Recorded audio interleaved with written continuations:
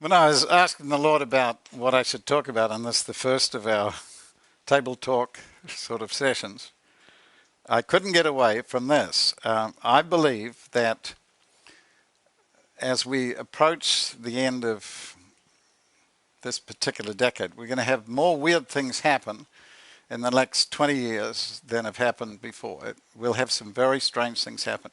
And one of the key things the church is going to have to learn to do is to discern why things get weird.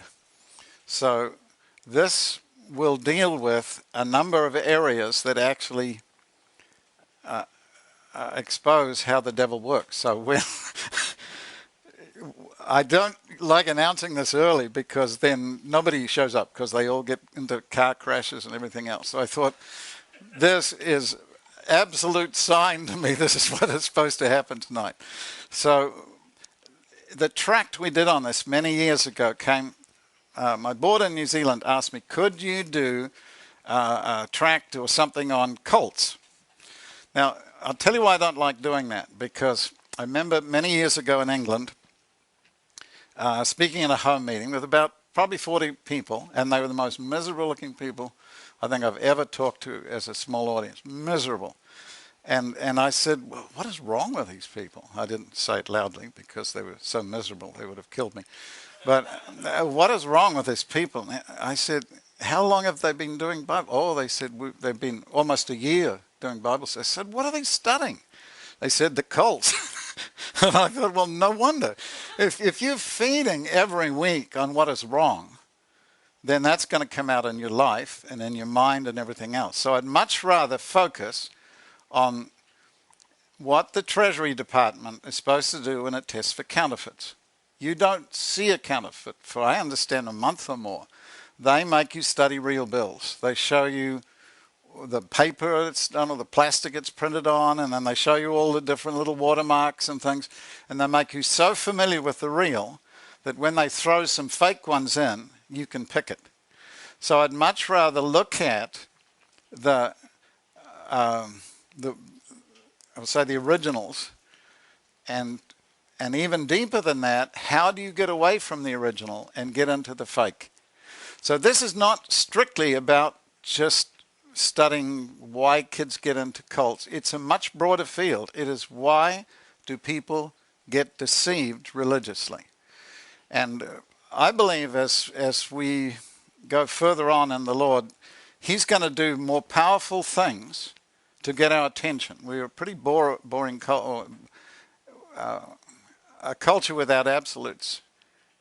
A culture like ours, postmodern culture with no real rights and real wrongs. You could easily drive a truck through that culture in terms of bringing some form of deception to it. So what I want to do in these two sessions I want to give you some real simple keys for finding out why something is going wrong. And I believe this will apply not just to weird groups that appear. Long before a group goes weird, it will have these problems. So the board asked me, could you do a tract on the cults? Now you've got a choice. You could do like Walter Martin did, The Kingdom of the Cults, but then you have to have an encyclopedia. And if you live in California, you have to add another book every week. Because there's so many weird things that crop up, and each one's got its own little twist. So you could do, they believe this and the Bible teaches that, and that has been done many, many times. If you become a specialist in a particular kind of cult, you have to invent a new one in order to have a ministry. I don't want you to have a dialectic approach to thinking about God, meaning that you always have to have an opposite in order to find the truth. Dialectical materialism, Marxism was this. It was based on the dialectic of Hegel, and the idea was, in order to find what was true, this is called thesis. The opposite was antithesis or antithesis, and the combination of that two was synthesis. So what Marxists in the early days used to do was create a problem. They did it in colleges, like demand the right to park your VW on the chapel roof. Or it could be insane, it could be a legitimate concern, but you created a a thrust into that work, attacked it, in other words, and then out of that thing came an opposite, something to fight that. And then everybody took a step closer to the truth. And Marxism's entire belief system was based on something they believed in, like Christians believe God answered prayer, and that was that they were working with the law of history. All they had to do was create the chaos. Out of the system under attack would come something to oppose it, and then the whole combination of that would bring the world one step closer to world communism. And it explains some of the weirdness of the culture of the 60s. Most of you, they say if you were in the 60s, you couldn't remember them anyway. But I think that in a way, the 90s began almost to be like the 60s flipped upside down. And I think we're going to be heading to a time when a lot of kids get into weird things, simply because they're so hungry. They're spiritually deeply hungry, but they're not Christian at all. And so they will adopt all kinds of strangenesses. My concern is not for the... we have a global audience now, and so it's so easy to pick up what any other religion, any other belief system on earth says or believes or does. My concern is, how does a person whose life is ordered by this book and what it says stop in their counseling or their ministry, even in their own lives, falling into the same trap that has opened the door to deception? I'm going to read you something. This is, I won't tell you what era this is, but I just want to read this paragraph. It was an age at once of atheism and superstition. Strange to say, the two things usually go together. And it talks about what the generation is like. It says they gave credence to sorcerers, to astrologers, and every species of impostor and quack. The ceremonies of religion were performed with ritualistic splendor, but all belief in religion was dead and gone. What became of the common multitude? They too, like the superiors, learned to disbelieve or question the power of the ancient deities. But as the mind absolutely requires some religion on which to rest, they gave their real devotion to all kinds of foreign deities. And then it lists them, to magicians, to not exercises, but people, Rosemary's Baby, those kind of things. And this was describing the state of Roman society. This is not... See, and I believe this, like that ancient city, at that time, our generation's a witness to the collapse of civilization. And so, like now dead Rome, I said, our streets are filled with joyless kids who, in their search for purpose and freedom, have given their lives and hearts to strange gods and the merchants of spiritual destruction. So, the good thing about reading stuff like this, and it's amazing when you read accounts of so long ago, you would swear you're reading about today, because the principles remain the same. And the great thing about reading stuff like this is that if this was like that then the answer that changed that will also change this. And because God transcends culture, the laws of God are descriptions of reality from an infinite perspective, and what he says transcends the culture. That's why I don't believe in being relevant. I call this the irrelevance of being relevant. You never should try to be relevant. It's a stupid thing to do. By the time you get relevant, you'll be outdated. And there's this constant attempt we have to stay up with the times. I think God calls us to be ahead of the times. I think God calls us not to be parrots, but prophets, that we're to be way ahead of the curve. And that means that sometimes when you talk or say things, it won't tie immediately in with what is happening. But give it 10 years, give it 15, and you'll see that. If Os Guinness has a wonderful little book here in the Revival Library, and it's got a strange title. It's called Prophetic Untimeliness. That's a very weird title, but all the people who hung around Francis Schaeffer had strange titles. The God who was there, he is there, and he's not silent. And, you think he ran out of titles. But They're all profound and important and significant bases. Prophetic untimeliness, in effect, Os Guinness says this: if you want to know what the future looks like, you can't project the present. The present is fractal. It keeps changing all the time. And like the movement of hurricanes and storms, it is not linearly projectable. According to some ancient estimates, we shouldn't be able to move anywhere today because the horse manure should be this high. But we got horses off the roads and put iron horses on instead, and the whole future changes with one little thing. So I said the way to find the future is not to try and project the present, but to step out of time. Untimeliness, not untimeliness. It's to step out of time to get a look into the face of eternity and then come back and you'll be able to say where it's going. So our desire then is for us to learn to be people who live by looking at the face of eternity, not just looking at whatever the culture says or whatever you have to do because look at this, that, and the other thing. So I'm going to give you first a simple list of why people say that kids get into some weird thing. In the 60s and early 70s, there were some very, very strange works. I won't name them all, but a few of them might suffice. We had kids joining families like the Manson family. Manson is still alive and still scary, and there's been at least 3 movies made of his life. And remember, some of his followers try to assassinate presidents and stuff. Why in the world would really nice kids get into that kind of following? We have the sad story of Jim Jones. Why would an entire church all commit suicide? These are things that when they hit, it's almost like a virus. You'll see this when there are suicides in schools. Somebody kills himself. And then almost like a virus, a whole bunch of kids still start killing themselves.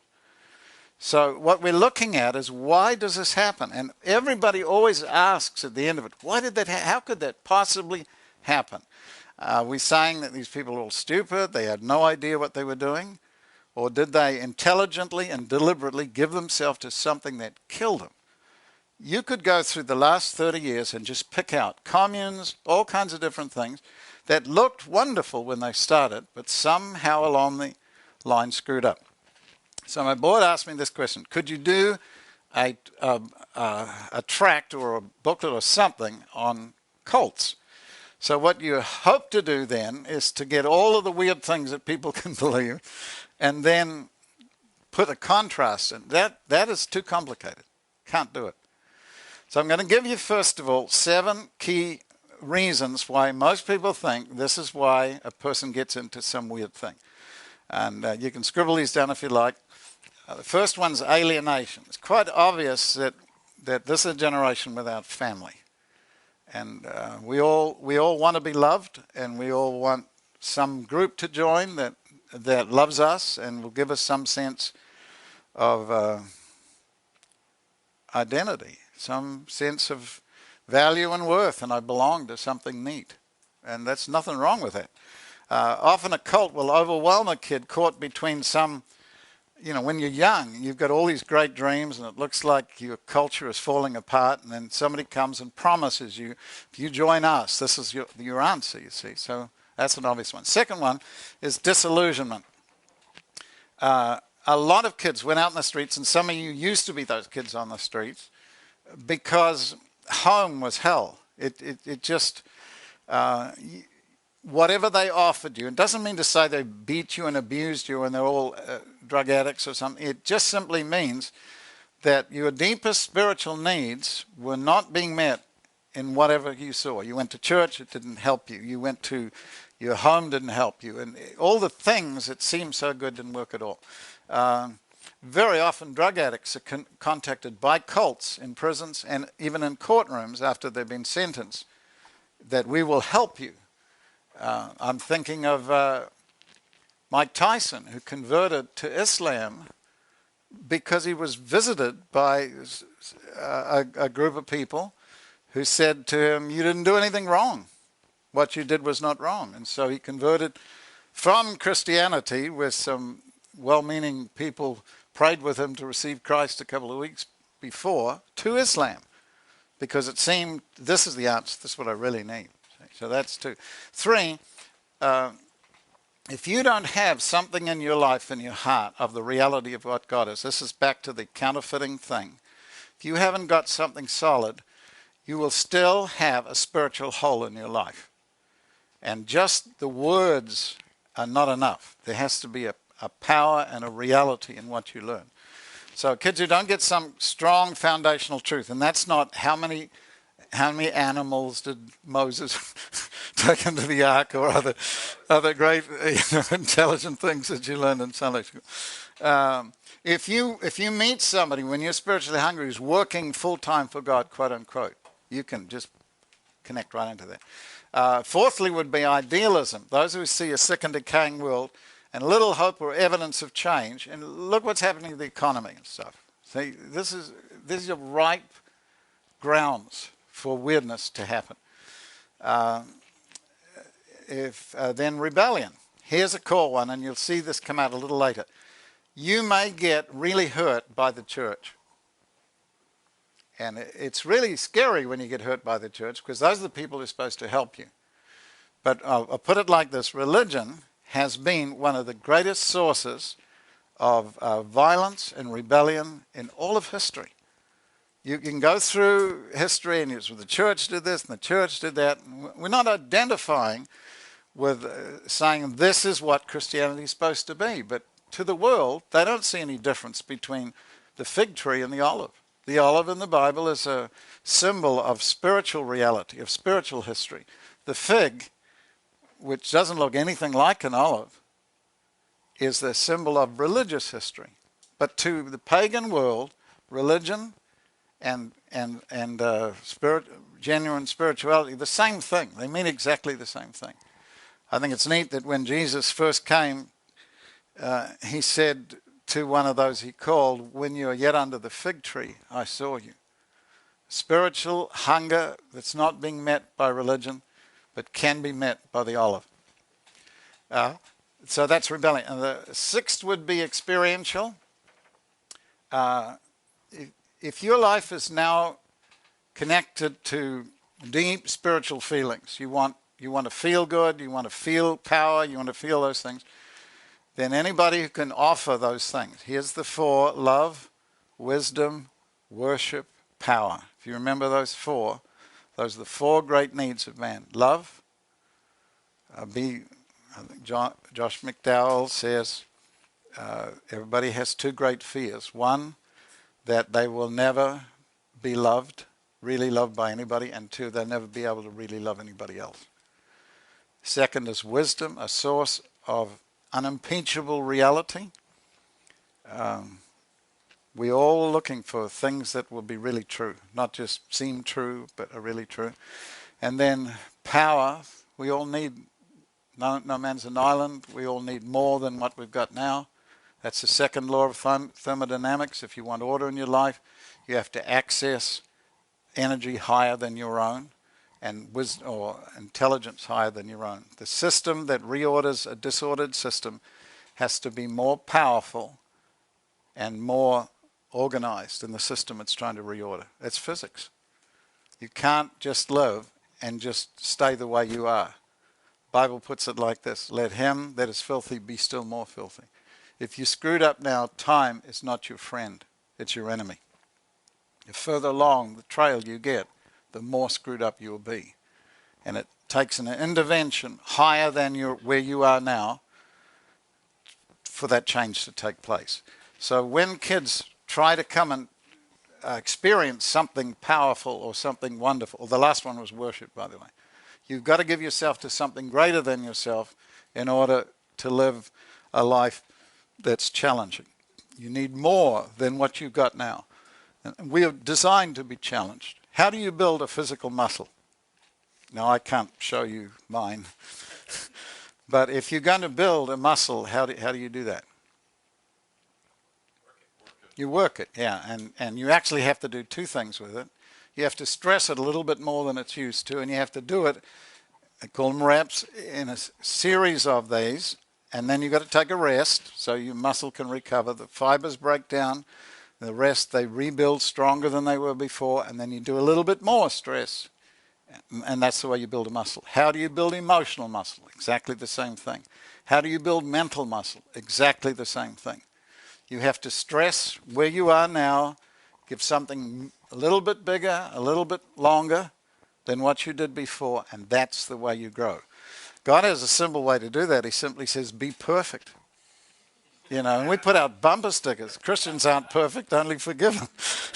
I'm going to stand before God one day wrapped in nothing but that bumper sticker and give an account of what we did with his verse. Be perfect, he said, see? And we think that means be faultless, be, infinitely wise. It has nothing of the kind. It simply means living up to the light you've been given. And because he's infinite and we're finite, it simply means this: you'll always have something more to learn. You'll always have something else to change in your life, and that will never end. 4 billion years from now, you'll still be learning from God. We'll never be able to do the table talks on God and, okay, we've done God for 10 weeks, let's move on to something better. There is nothing better. He is everything. And then the last one seems strange, but it actually has been, it's called intellectual pride. But there's another way to describe what this is. Intellectual pride is the desire for answers that can be easily understood that make you feel superior. In other words, I've got hold of something. Now, here's the weird thing. What you get hold of may be true. It doesn't have to be false in itself. We're looking not at what you're learning. We're looking at why you came to learn that and what the result of that is. The Bible says knowledge puffs up. So simple data is not going to save your soul. A lot of people who went to seminary went to hell. You can understand that. Nothing wrong with seminary. I'm saying that it's possible to educate yourself, and the whole heart and basis of your life is being cleverer or smarter than somebody else. The Bible speaks about, and God talks about this, I'll just sum it up in saying this. If the consequence of education divorced from God breeds arrogance. Consequence of education, any kind of education, religious education, divorced from God breeds arrogance. So I remember as a young Christian, there was a young man about my age, I think he was actually a bit younger, and he was astonishing in the knowledge of the Bible he had. He had memorized it seemed like you could push a button and scripture would spout out of him, and it would just come out. I was very impressed with his knowledge, but what really bothered me is his attitude to people. It was arrogant, it was dismissive, it was like, oh, well, you can't possibly, it was that thing. And here's a little thing we'll learn as a result of what we're going to look at in our sessions tonight. The first test of somebody screwing up is not the information they give you. It's something a lot deeper than that. It has to do with the spirit and the attitude of the person. And we're going to see God's tests for what real wisdom looks like in a little while. But at the moment we'll call this the desires for answers that can be easily understood to make you feel superior, and there is a tremendous amount of information given in our kind of culture.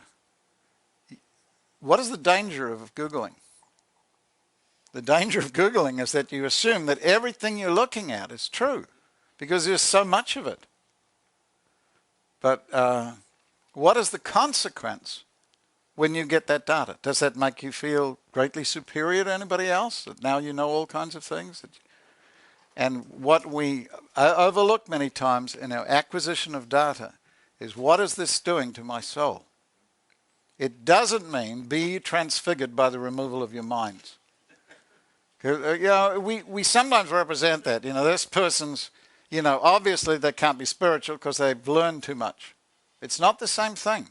It has to do with why you're learning and even the methodology of how you're learning.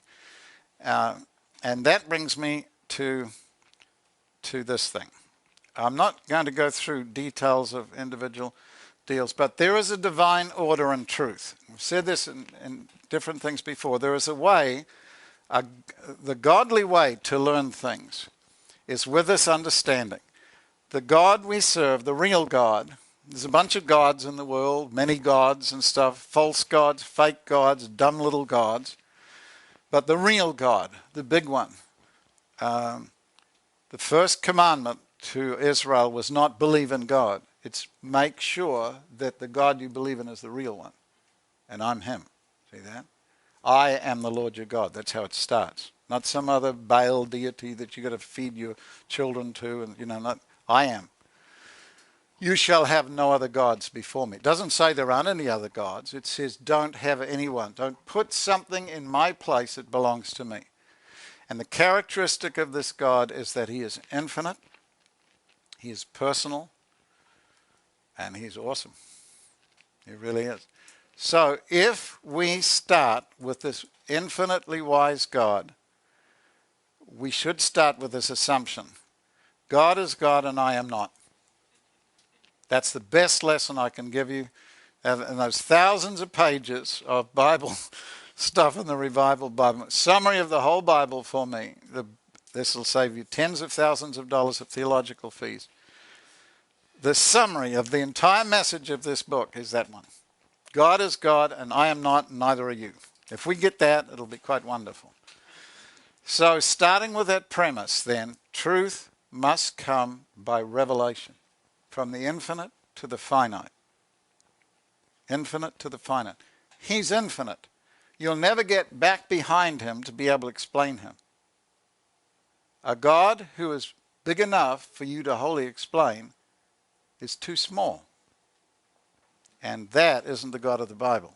It's what, C.S. Lewis said, I know God is not a figment of my imagination because he's not at all the way I imagine him to be.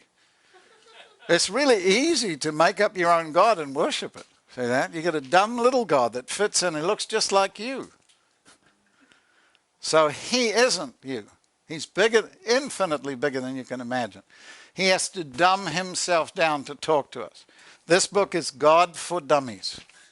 Okay? He's got to dumb himself down. Infinite must reveal himself to us. So the first bottom line is the divine order and truth is you need to be shown, we say it like this, God speaks. Now we know he's spoken in this book. This is not an ordinary book. It's not like any other religious book on the planet. This is God's book, the real God's book. And it is so amazing. You can read something in here hundreds of times. Then some other time you'll just come and you look at it and it'll light up like a Christmas tree, and so will you. Because there's an infinite mind behind here. I reckon when you open the Bible, it should be like the opening of a Mission Impossible movie. There's a and the fuses are burning. That's what I feel like, something in here. So revelation, keep that in mind. God speaks. That's point one. Point two is, what is the second step after God has talked to you? I'm going to look at how do we test whether it's God and stuff later. But remember this, truth must come by revelation. When Jesus asked the disciples, now here are these guys, bless their hearts, that southern expression. It's a nice way of saying what an idiot. And William and I were talking about this a couple of days ago. J.B. Phillips opens up the letter to Galatia. His translation of it is, it's, oh foolish Galatians. He opens it up, dear idiots. It doesn't mean they're stupid, that they don't have the intellectual machinery. It doesn't mean that they don't have the information. It's sitting there and you don't see it. That's what the word is.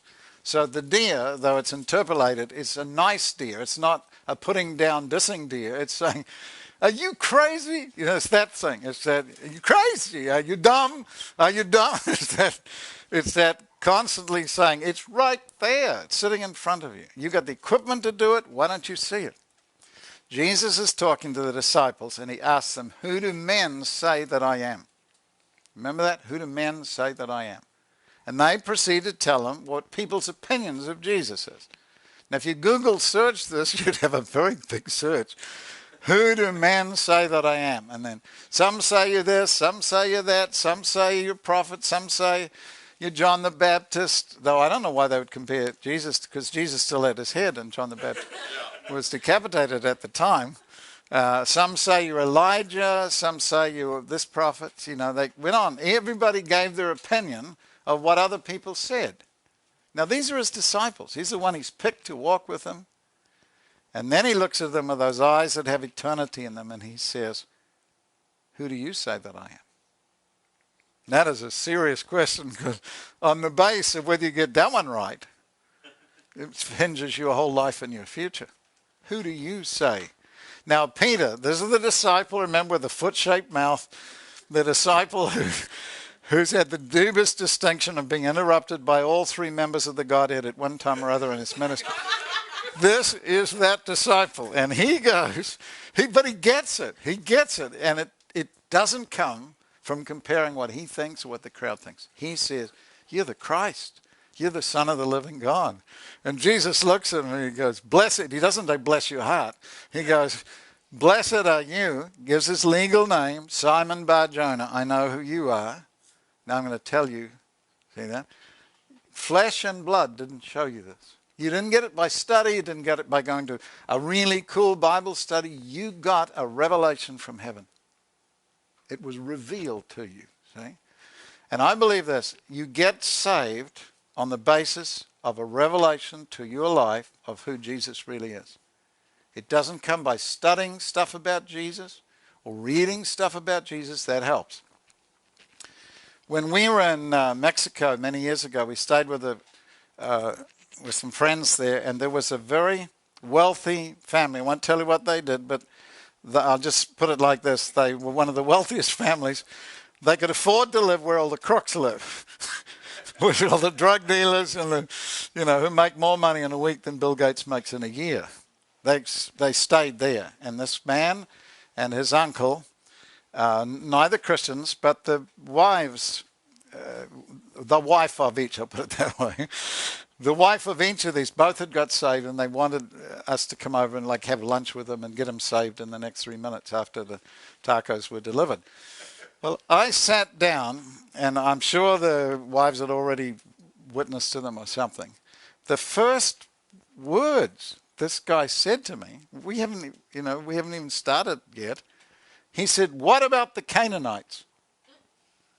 Now, you're sitting in this long table, it's about as long as this room.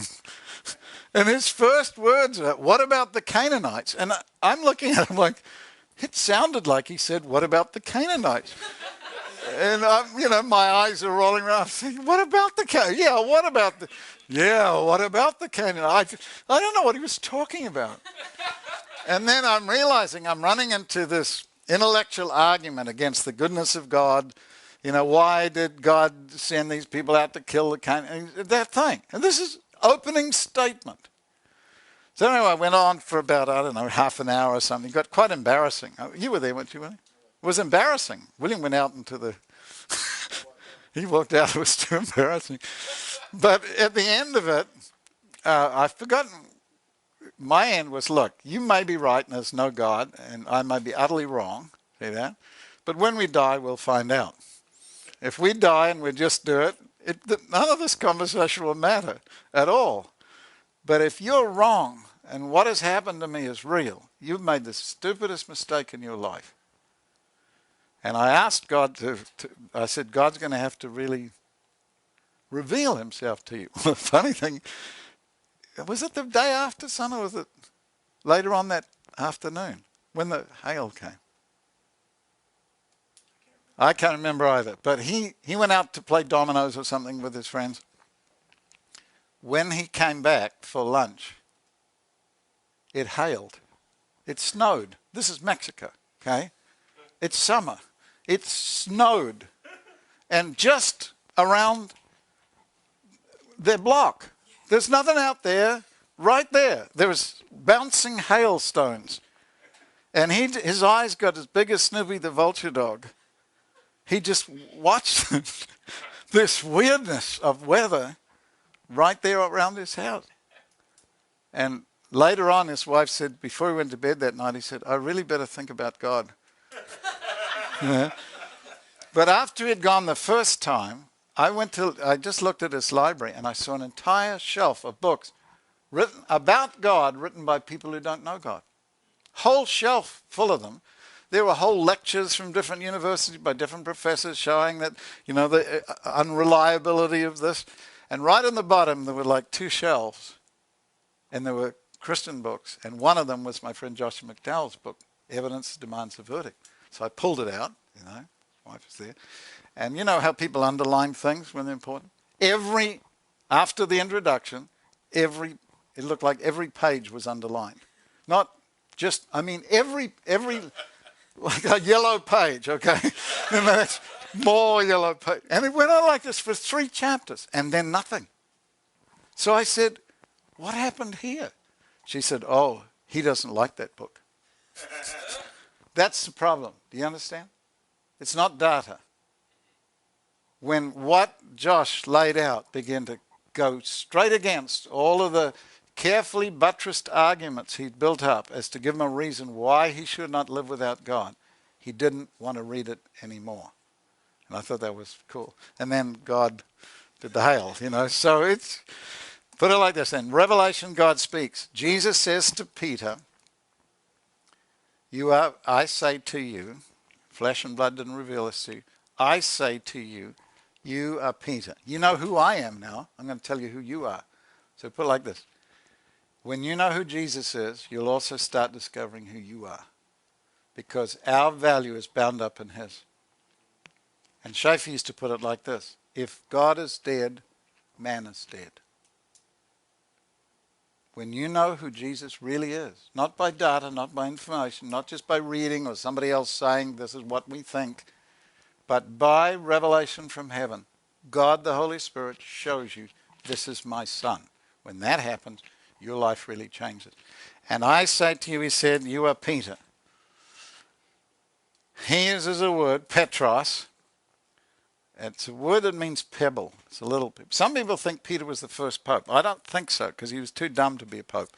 You have to be really smart to be a pope. But he called him Petros. I say to you, you are a pebble. And on this rock, not on the pebble, a mountain rock. 2 words, 2 different words. On this rock I will build my church, and the gates of hell shall not prevail against it. What we're talking about tonight. The thing that hell hates most. Right? What is that rock? Not Peter. Not a mere created man. But the revelation Peter was given. That upon this rock I will build my church. The revelation of who I am. Oh, that's great sound effects. God, I love that. Yeah. So here's the first one. Revelation, God speaks. Second one goes like this. Practical obedience. Practical service. The second step when God shows you is not to ask him to explain it, but to do it. So let's put it like this. God speaks to, I do it. I obey. That's it. You can ask God questions, but not when he shows you something that requires obedience. That's not, you don't have to ask questions. You don't have to go, well, why? That's a dumb question. God speaks, and the next thing is practical service. Practically do what he says. And see the word service? I'm not just talking about you carry out some kind of butler thing. I mean, you really begin to serve. You start humbling yourself. See, you're God, I'm not. That whole deal. So you do it. Second step. Third step is illumination. So we've got revelation, we've got practical service or practical obedience, and then thirdly, illumination. Not the same as revelation. Illumination is being able to order the stuff you've got and sort of sort it so you can put it in nice little boxes and categories and work out stuff. But it means the explanation of the thing. So the divine order and truth goes like this. God speaks, I do it, he explains it, maybe. And he doesn't frankly care whether he explains it or not. Have you noticed that? Have you ever asked God, look, you've got to show me like right now. and then nothing happens. You go, see that? So where is your heart? We're saying, when you know, I'm not going to do it. That is not, a servant's heart is this. He just gets what he says and then he does it. He doesn't go, well, why does the house need painting? I mean, why? People, any boss hates it when somebody asks all these, we want to do this, this, and that. Why did it have to be done? And what did that? Just, he wants to do it himself. Get out of the way and let me do it myself. So God's deal, he speaks, I do it, he may explain it. Then, maybe, later on. Here's Saul riding his donkey and got orders to kill all the Christians. Here's a terrorist whose ministry has killed Christians for God. A light. This is called revelation. If you were doing an X-Files episode, you have to wait till 3 in the morning when you're driving your car. Your radio changes stations on its own. Then a light from a Hilton chandelier comes down. You black out. You wake up 3 days later with a little mark on the back of your neck and no knowledge of where you've been. That's how the devil does it. Here's how God does it. Full on, bright sunshine, midday, noon. A light from heaven. He doesn't have to show off. He just shows up. Okay, he doesn't have to show off. The devil has to do and playing organs in the background. So he doesn't need to. He's scary enough. He just shows up a little bit and people all fall over the place. So anyway, then the voice, Saul, Saul, why are you picking on me? He goes, who are you? He knows it's God, but he goes, what do you mean? I'm defending your cause. This is the Saul cult. Kill Christians for very good reasons. See that? Is Saul sincere? You bet he is. Is he steeped in knowledge of Scripture? Yes. He called himself Pharisee of the Pharisees. That means he was the best of the best. We think Pharisee today that's the really bad guys. The Pharisee was the best of the best in Jewish systems. It was like saying he's the Billy Graham of Billy Grahams in their day. It was the best you could get. That's what Saul, now converted to Paul, said. It's a Pharisee of the Pharisees. Did he know the Scriptures? Yes. Was he sincere? Yes. Was he honest in his convictions? Yes, he was. Then why is he killing God's people? God shows up in person, reveals himself. Saul, why are you persecuting me? Who are you, Lord? I am, he never expects this. I am Jesus. You mean Jesus from Mexico? No. I am Jesus and of Nazareth. Oh, that Jesus. From that loser city, that Jesus of Nazareth, whom you are persecuting. It's hard for you to kick against the pricks. What do you want me to do? Revelation, what do you want me to do? Rise, stand on your feet. I've got a job for you to do. And that's Saul that becomes Paul. Later on, he finds out a lot more about Jesus. He didn't know it then. He had to spend 3 years in the wilderness finding out some of that extra stuff. But you don't need lengthy explanations. Now, I'm giving you this because Charles Finney, who I consider one of the greatest revivalists in the past couple of 100 years, I'm going to give you a quote from him. We think that the main reason why people go wrong is because they get the wrong doctrine. That's what we think. But how many of you have ever had a weird idea about God? Turned out 3 of you. You others, you're all liars and your time will come later. We all have weird ideas about God. We're finite people. We don't know all this stuff. Remember, God is God. I am not, neither are you. See that? We're finite. We don't know everything. That means true Christian consistency, Finney said, is that we change our ideas about him as often and as fast as the Holy Spirit throws light on us. You never get set into a thing. This is what I believe, and I've poured cement and I hope it dries.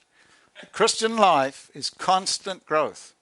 See that? Doesn't mean you have no ideas at all. It means that God constantly refines and shows you better and better what you're supposed to be. Okay, here's what Finney said. I've been led more to consider the importance of holding forth facts as such until they are believed as facts, and then from time to time, he says, explaining their philosophy. This develops and strengthens faith. It leads them to believe that God is to be trusted, that whatsoever he says is to be received barely on the authority of his own testimony. You see what he's saying? I'm preaching something. I'm just going to hold it out. I'm not going to try and explain all the reasons. I'm just going to hold it out. This is what God says. Do it. Okay? This develops and strengthens faith. It leads him to believe that God is to be trusted and that whatever he says is to be received on the authority of his own testimony. Now, does this mean you can't, there's no intellectual justification for that? No, it doesn't. It's just that's the wrong place to put it. He said, it is easy to see the gospel should be presented and received in this way. This is the manner in which the Bible everywhere presents it. First, receive the facts as facts simply because God affirms them. Afterwards, explain such as can be explained and comprehended for the edification and growth in knowledge of God's dear children. But reverse the process, and you will find that professed converts really have no faith and will either wholly reject or hold very loosely and doubtfully to every declared fact or doctrine of the Bible that does not admit of clear philosophical analysis and explanation. Their growth is not truly Christian growth. It is rather philosophical growth, and often pride and egotism are its most prominent characteristics. Revival Fires, pages 30 to 32. The little book Charles Finney wrote at the very end of his life. This is a great book to read. Read the book. The last book the person wrote at the end of his life when he's trying to tell you which paths not to go down because he's been down and got those, and some gave you a holy t-shirt and then others gave you a holy t-shirt. Okay, that. So I believe what he's really saying is this, that to the Christian, the first sign then should be a wrong spirit, a wrong attitude. See? In other words, if we're going to see what is wrong in something, our first test shouldn't be that we need a whole encyclopedia on what that group is doing. You understand? This is the way we usually do. We start first with illumination. We try to get as much facts and data together as we can about this cult or this growing danger to society, whatever it is. Secondly, then, we figure out maybe the fruit of it. You know, what are they doing? See? What are they doing? For what they believe, what are they doing? And then we hope to get a spiritual understanding of that thing. That is the exact reverse of the way God works. That's the way Greek philosophy works. You start with data, then you pick out of that data what you think you want to do, and you hope you become spiritual. So what we're talking about is a methodology. A bigger word would be epistemology, the way you learn what you learn. Not the data, but the way you learn what you learn. Now, why am I harping on this and spending so much time on it? For this reason. You don't have to be a highly trained Christian to recognize deception. God has designed it so a brand new Christian who's really saved should recognize it on contact. In other words, it is the spirit or the attitude of that thing that you should feel straight away. If you have a clean conscience and you're really saved, you could be one single day old in the Lord and you'll if you run into deception, you probably will straight away, then you should know there's something wrong with it. You may not be able to explain it, you just feel there's something wrong with it. I led a young man to the Lord. He's an ancient man now, like me, but he just got saved. Real wonder. He got no Christian roots at all. All of his family are pagans. They were Marxists and, materialists and Darwinists. There's nobody in his entire family, as far back as he can go, that's ever been Christian. He got saved. Following day, he met a Jehovah's Witness at his work. And he's so excited. I gave him a little tract called These Are the Facts, and order to copy this on what it means to get saved and signs of a new Christian. And he said, it's so wonderful. I just met Jesus. And he thought the guy was a Christian because, he's a religious guy. And he seemed to be carrying something, thought it was a Bible or something, or make sure of all things. So he's happily telling him, it's wonderful. And the guy goes, well, what do you mean? And then he said, well, look, it's this. He's shown him the tract, and the guy goes, oh, that can't be right, and that's not true. See that? So that day, he came back and he said to me, he was a bit crestfallen. The first Christian he's ever met turns out to be scary. And somebody that, doesn't understand it, it's like you're a brand new Christian. And he said, I met this guy at work. I don't know. He said, I don't understand what he's talking about. He just said a few things. I said, I know who you met. But he said to me, there was something funny about him. That's what I'm talking about. You don't understand what's going on in terms of what they taught or what they believed or what they're doing. You simply know this. There's something funny about them. That's the way we were designed to live. See, that God, the Holy Spirit, can show us, don't do this. Don't go with that person. Don't have that business partner. Don't take this route. Don't do that. And we're designed to live like this. If God speaks and we do it, and he explains it later on, then Finney said it will increase our trust in God. So he said, what I've found, he said in the early days, he's a lawyer. He tried to, show 400 reasons why Jesus is God and then give an invitation. And that's all right, except the people that come base their faith on your wonderful explanation. So what if your explanation sucks? What if it isn't any good? What if your prophecy structure is actually not working? Do you understand? We can't have just merely intellectual or philosophical converts. We have to have people whose life and heart and spirit has changed. So he said, what I've found, I just hold out. It's preaching Christ, not preaching about him. It's preaching him, holding him up. If I be lifted up, I will draw all men to him. My job is not to answer all the objections and questions of a skeptic. My job is to hold Jesus out. I remember this about this guy in this university. It was his first class, and he delighted in putting down all the Christians. How many are stupid enough to be a Christian? Put your hands up. And so, a couple are stupid enough to be Christians put their hands up, and he just unleashed this whole barrage of stuff. And then this black guy, I think he was an ex-minister or something, he took out an apple and he started eating it, right? And he was right in front of him, and he's crunching them like this, and the guy said, excuse me, what are you doing? He said, I'm experiencing this apple. You can't argue me out of what this apple tastes. It's really good. Pity you don't have one. So, man with an experience is never at the mercy of a man with an argument. Okay, take a break, and then we'll go to part 2 of this. Is that okay now to do that? All right, take a break, and then we'll pick up on this core thing. Why do people get screwed up?